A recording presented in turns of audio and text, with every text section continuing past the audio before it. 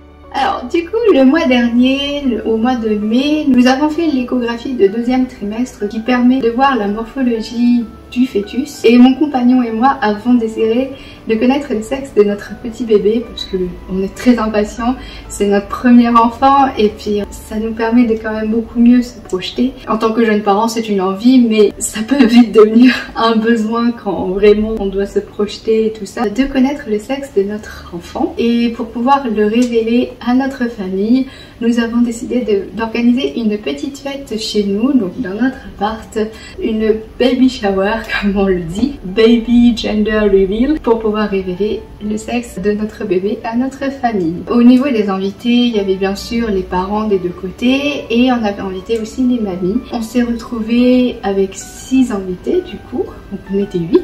On avait aussi invité la sœur et le compagnon de sa sœur, qui fait partie du noyau familial aussi, mais ils n'étaient pas disponibles parce qu'ils travaillaient tous les deux. Donc on a fait la petite fête une semaine après avoir fait l'échographie, parce que mes parents à moi, le week-end où on a fait l'échographie, étaient en vacances, ils étaient à Majorque, et donc ça nous a quand même laissé une petite semaine en plus pour pouvoir préparer l'appartement, parce que bon, c'est vrai que moi j'avais envie de décorer un petit peu dans les thèmes rose et bleu bien sûr. On a mis des ballons rouges, des lanternes en papier rouge aussi, mais c'était vraiment plus axé rose et bleu, et on avait aussi décoré la table, etc.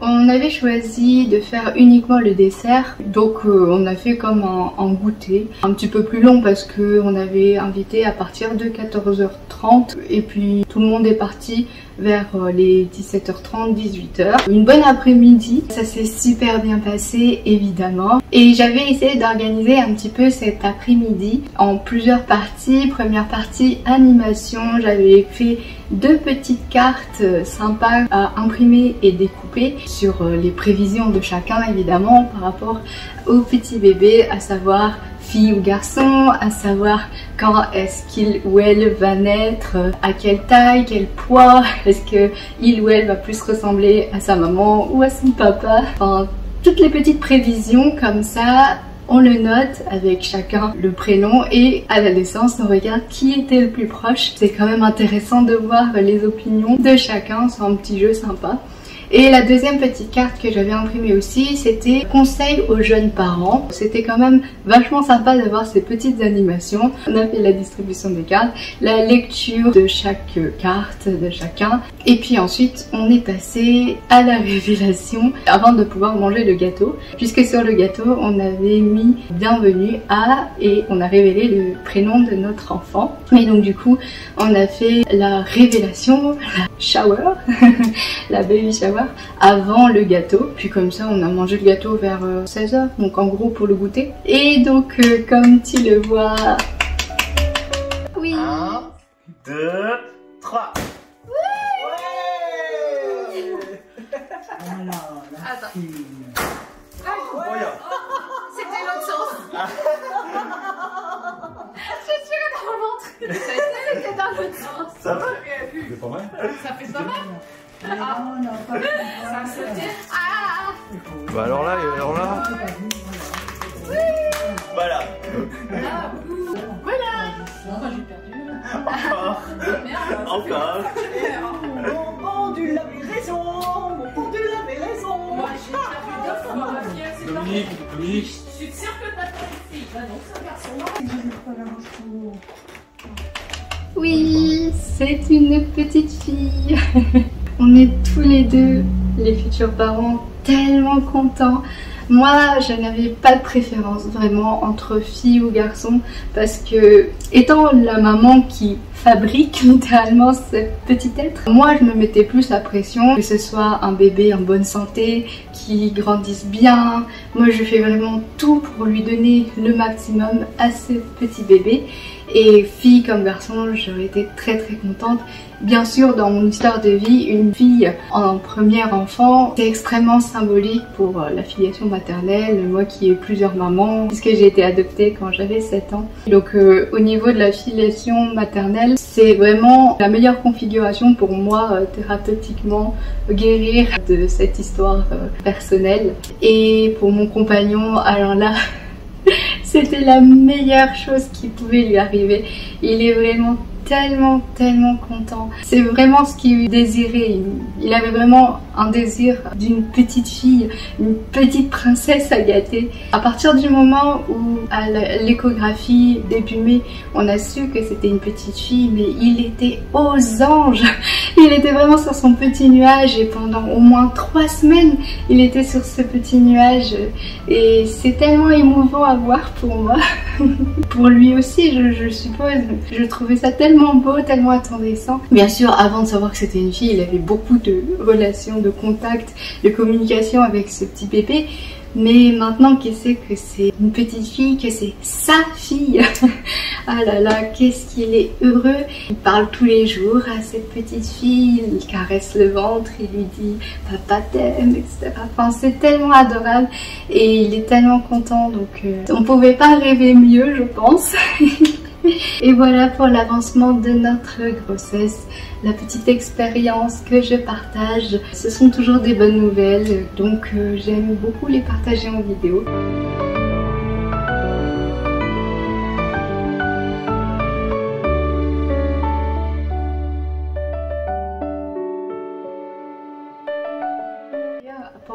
D'ailleurs après le gâteau et le champagne, on a reçu des cadeaux de nos parents, déjà parce que mes parents ils étaient partis à Majorque et c'était une bonne excuse pour nous ramener des petits souvenirs. Oui mais il y a ça et il y a ça et il y a ça et il y a ça, et du coup ils nous ont fait des cadeaux et les parents de mon compagnon ont acheté un doudou. C'est une peluche donc c'est pas réellement un doudou, donc en soi c'est plus décoratif pour le petit coin bébé qu'on fera dans notre chambre. Ce sera pas du tout le doudou de notre fille, mais j'étais pas trop d'accord. Parce qu'on s'était mis d'accord tous les deux, mon compagnon et moi, sur le fait que les doudous c'est vraiment les parents et on s'était donné cette priorité, ce droit de choisir les doudous de notre fille. Ce qui est déjà le cas, on a déjà acheté 2 petits doudous. Heureusement il est dans le thème parce qu'on a choisi comme thème les lapinous puisque nous sommes l'année du lapin en astrologie asiatique et du coup notre petite fille sera lapin, lapin d'eau. Bon, c'est une peluche dans le thème,